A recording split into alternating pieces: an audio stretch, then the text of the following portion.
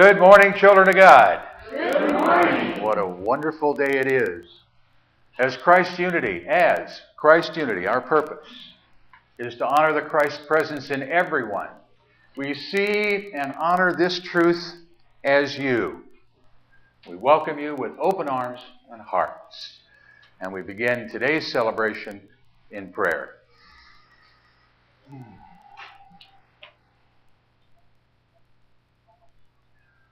O loving Father, Mother God, we acknowledge your presence moving in and through us this day.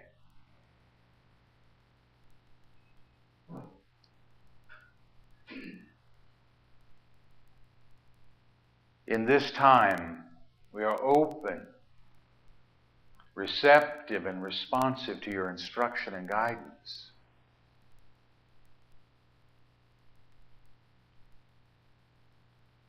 We come together to share with one another, to worship, to sing, and to pray.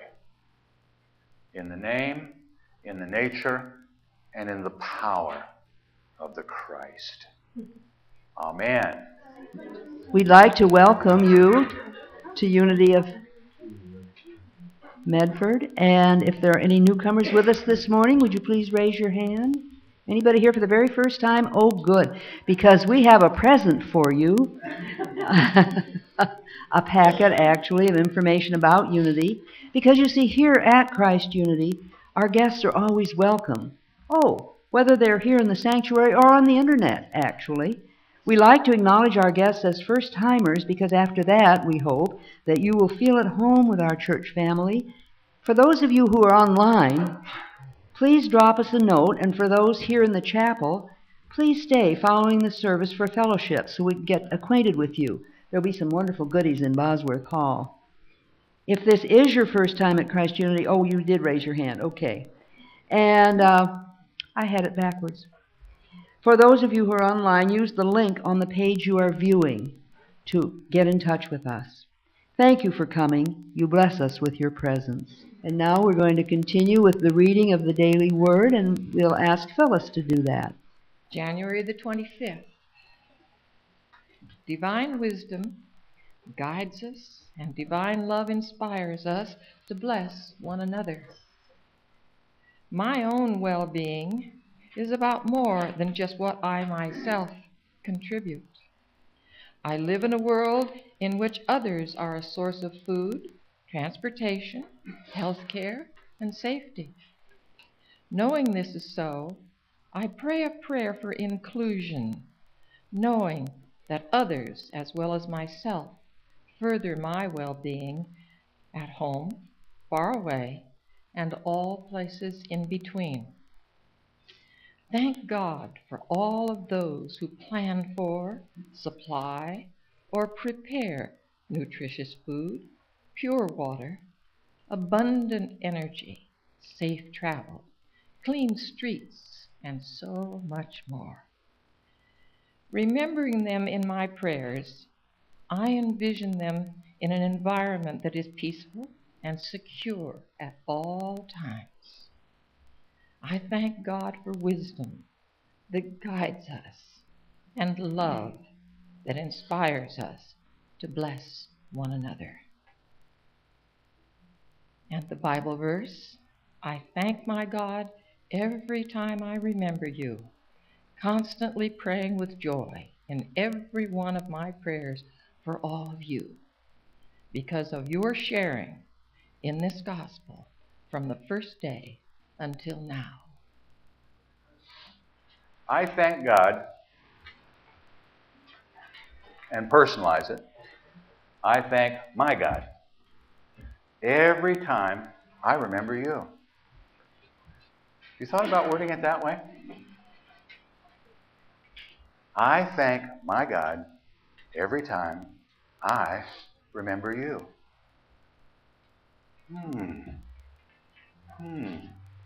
There's a thought to work with. And speaking of work, let's play. We're going to play with some prayer and meditation, and we begin with a centering as we work with I am.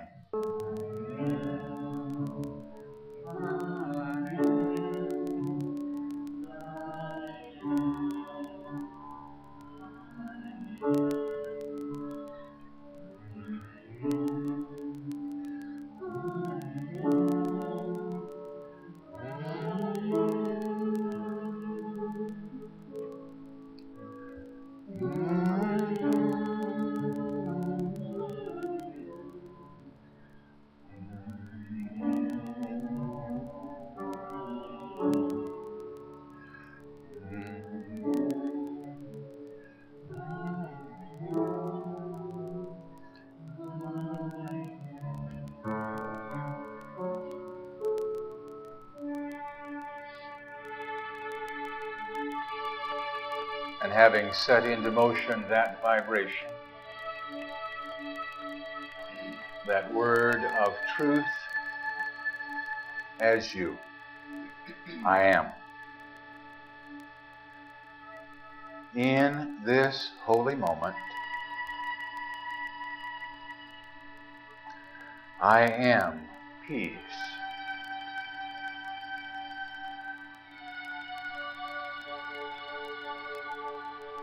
With each breath I take, I immerse myself in this peace.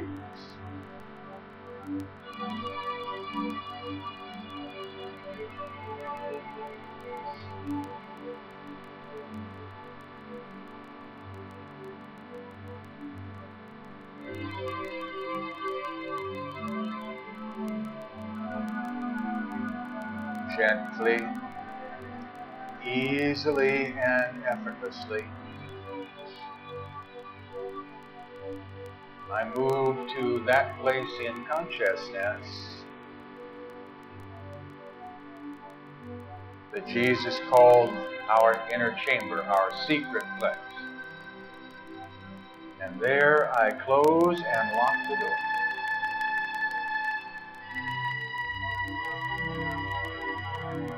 I close out those thoughts of what should have been done.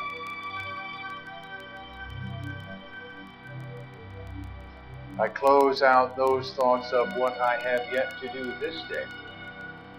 And I rest.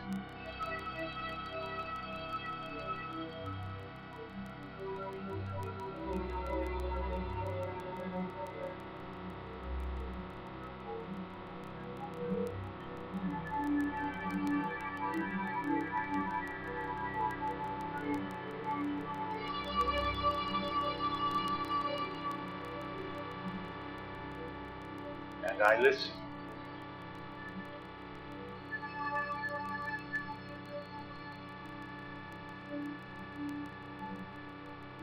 For that for which I have asked is answered right now, in this moment. And I claim it. And I immerse myself in it.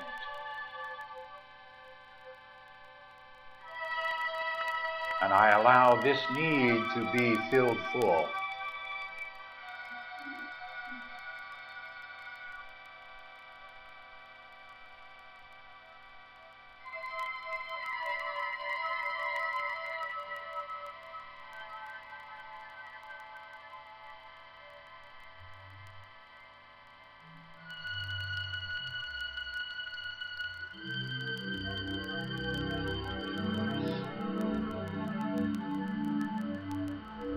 And as I live in this moment, allowing this gift to move in and through me, I am grateful.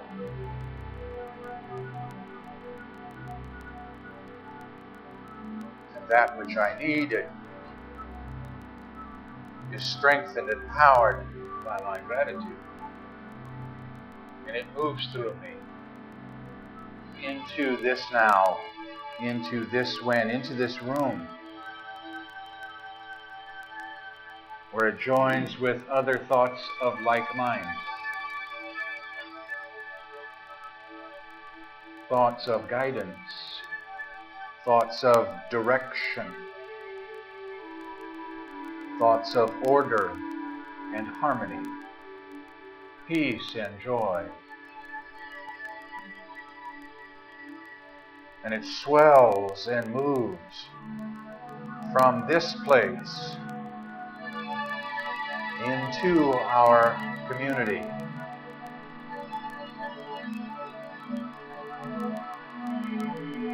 into our country, into our world,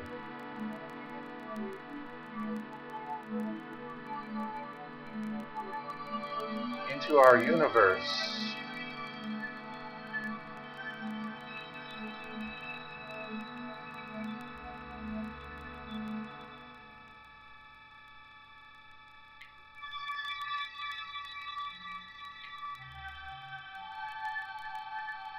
And with each breath I take,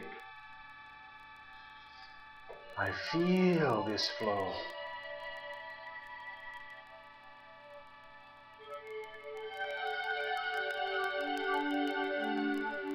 And somewhere, somewhen, someone says, thank you, thank you, thank you for in this moment that which I need has been answered. My need is filled full, and I am grateful, and that gratitude swells from that loving child of God and returns to you, and the circle is complete.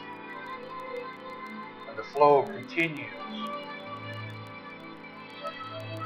smoothly, easily, effortlessly, and in this moment,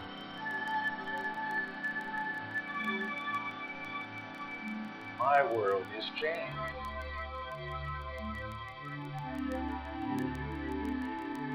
In this moment, I am.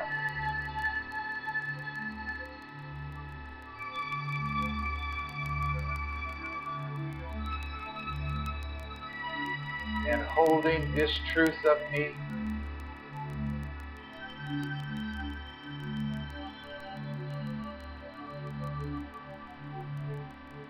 slowly, easily, effortlessly,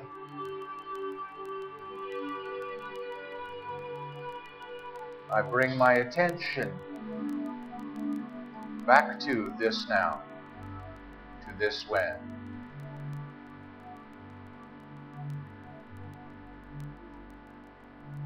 And with a heart filled with joy, I pray as Jesus, my elder brother, has taught us in this manner.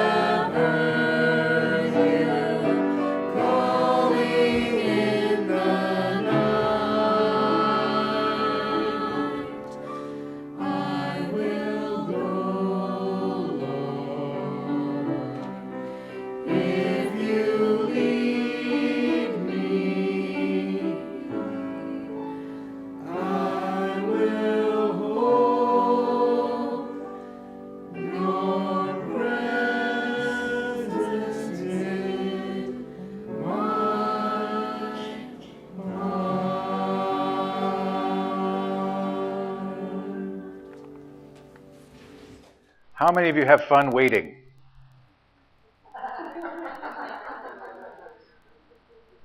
All right, now think about it a minute. I didn't say patience. I said, how many of you have fun waiting? And the answer is everybody should have fun, regardless. Doesn't matter what the project is. But there is this notion about waiting, in the context we use it, that forms a challenge for us, he said, raising his hand higher than anybody else in the room. Wait my foot, get it now. Let's get together and get it going. And then I have to remind myself of what I taught. Oh, I hate it when that happens.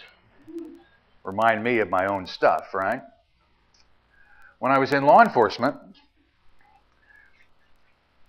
regularly I would get asked this question: how can you get from the other side of town to here before anybody else? You must be in a hurry all the time. And my answer was, I am never in a hurry. I move quickly. I move very quickly. But I'm not in a hurry. And those two things, waiting and moving quickly, are linked. Because the waiting comes from the word. Silently now, I wait for thee. That was the song we just sang. How much time does that take? Zip. Not at all. So when something comes into your life, you can respond in a hurry and accomplish zippity-doo-dah. Nada. Because your mind goes all over the place and you're not centered up. And you're not listening. And you need to listen. That's what waiting is all about, is learning to listen. I think it just interesting is the only word that I can come up with, is the way we evolve as human becomings. Because you're not a being yet. You're still becoming. Now when you become a human being, oh, that's a fun place to live all the time as opposed to just some of the time. But it's part of that evolving. It's learning to listen. It's learning to wait. On a regular basis, people say to me, Rob, you have an answer for everything. And that really jerks my chain.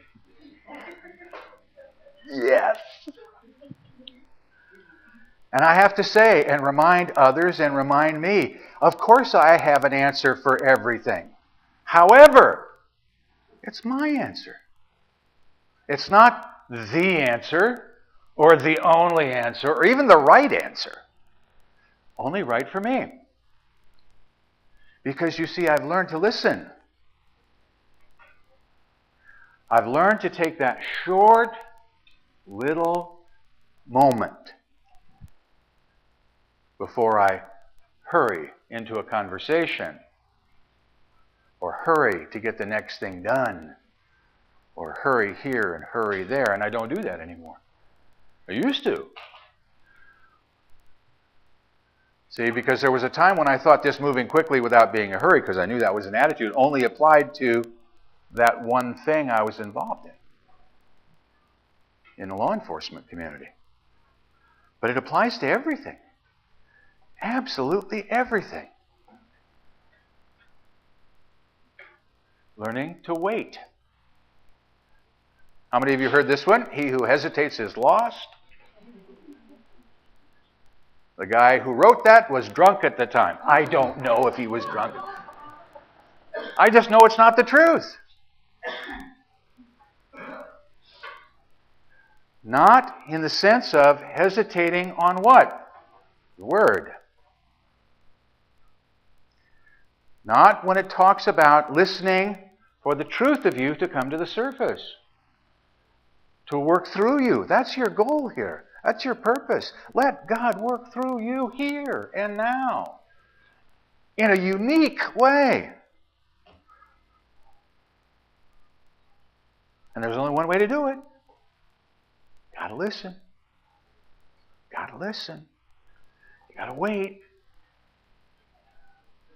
There's one of the television programs I watch where that's a line of one of the characters all the time. When he gives somebody a hard time, he says to whoever else he's talking to, wait for it, it's coming. Wait for it. Wait for it. And then somebody goes off in the background. But it's the same premise, just used in an incorrect manner. Wait for it. When a challenge comes right up to you in your face, how do you respond? Wait for it. From where comes your strength? From the truth of you, yes? From that inner guidance. Then why don't you wait for it? Oh no, I know better than that. And then I say, and how come that didn't work? Right? Quietly, I know you're in front of you, quietly I go, okay, what's with that? Right? Don't we all do that from time to time? What kind of an answer was this one? Right? I know I didn't ask for this. Ooh, I saw a lot of heads going, yeah, ooh. Right? Because we look so much in the outer that we rate it that way. How many of you would like to be economically deprived? Feel free to raise your hand. How many of you would love to live in squalor?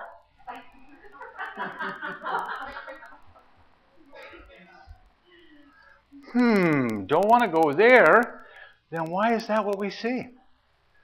Why are we thinking thoughts of lack and limitation? Now, this doesn't mean that there aren't challenges in our world. There are. A lot of challenges. You want to know the biggest challenge in our world right now? The largest, single, most important challenge in our life right now. Anybody want to take a wild stab in the dark as to what it might be? Could be, but that's just a symbol. No. This is a 2,000-year-old message. So now, for those of you who thought it was new, surprise! No. This is a 2,000-year-old message. It's still the biggest single challenge we have. Love one another even as I love you. And you're not doing it yet, he said, raising his hand. Collectively, we aren't doing it yet. Now, we're working at it, and we're a lot better. And this is really preaching to the choir, so to speak, because we're a lot better at that in this room than in a lot of other places. We work as diligently as we can to take a look at circumstance and look through it and see and recognize the Christ in the other one, even when they're making really dumb statements. From our perspective, say, I'm still working on it. Isn't that wonderful that you're still working on it? 2,000 years, we still work on it. We need to work. It's like job security, that's it. I'm good for another 5. Right? That's it. Just need to get out and do it. See, therein lies the problem. And I think that we get into a place spiritually where things are going along so well that we're improving our life so well that we hear this little voice from our race consciousness that says, the other shoe is about to drop.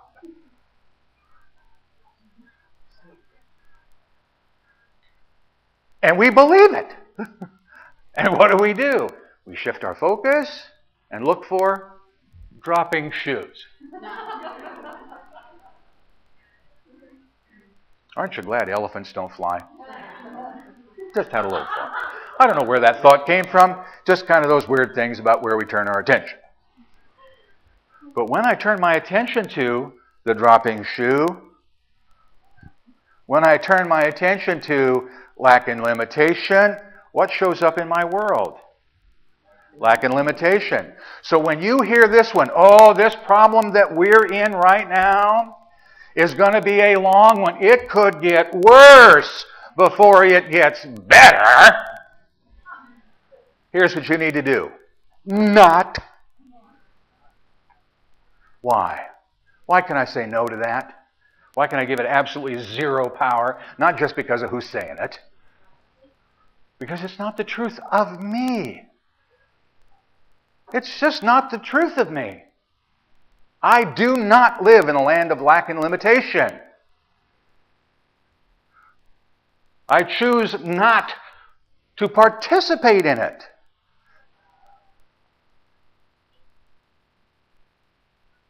And we need a lot of people to choose not to participate in it.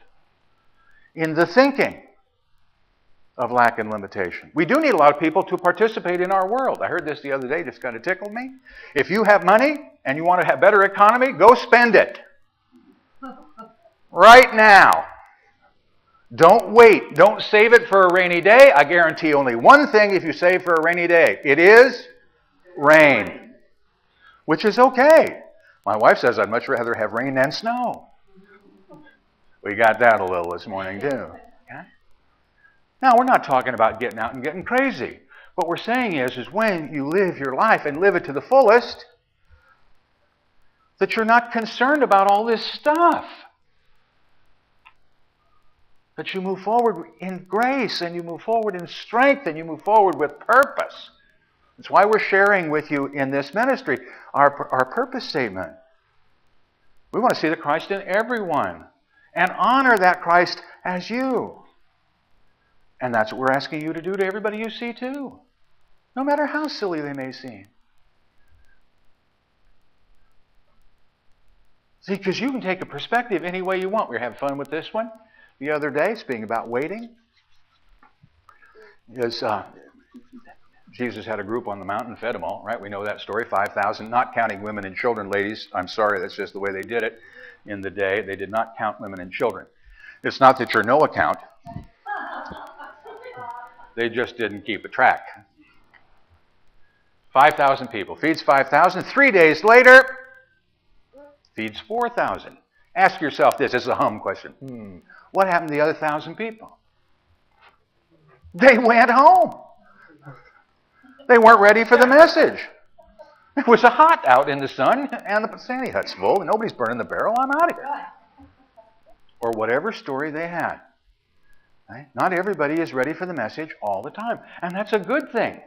But if you look at it from the other perspective, is what kind of a public speaker in 3 days loses 20% of his audience? What a loser that guy is. Right? And there were people who thought that in the day. 2,000 years later, we're still trying to figure it out. That L is not loser, L is love. I need to rethink some things.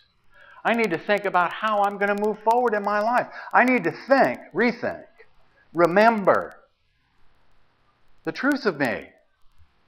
I need to learn to listen again and hear again and move forward again in faith and wait for the Word. I just heard somebody say, yeah, what happens when the Word doesn't come? How long am I supposed to wait? Are you ready for this? Whether you hear it or not, the Word is always there. Always there. I'm thinking to myself about how in my lifetime I've had an experience, one after the other, of those around me and those close to me that have oftentimes used two words together in horrific circumstance. And the result was wonderful. Dear God. Dear God. My grandmother, when she was still in Idaho, turned into a grocery store as a very large truck was coming the other way. Dear God. And there was a horrific wreck. Not to her car. Not even so much as hardly a bent fender. But a huge crush on the truck. Where did that come from? Dear God. Not in supplication like, oh, I'm in deep stuff here. Recognition. Regardless of the appearance. I am there. Regardless of the appearance. I am there. And so, this week, wait. Face the challenge and wait for the God response. You realize if you get the God response, you also get the other one? The good one. Wait and step out in that. Test it for yourself. Test it for yourself. Begin the day, every day, with this. I love you. Together. I love you. In your mirror, smile and say, I bless you. Together. I bless you. Know that you're going to have a wonderful day and give it this. I appreciate you. Together. I appreciate you. And beholding the absolute truth of you on a daily basis, say it with me. I see the Christ in you. When you will do that, you're waiting. And your world will change. It already has. Carry it out. Namaste.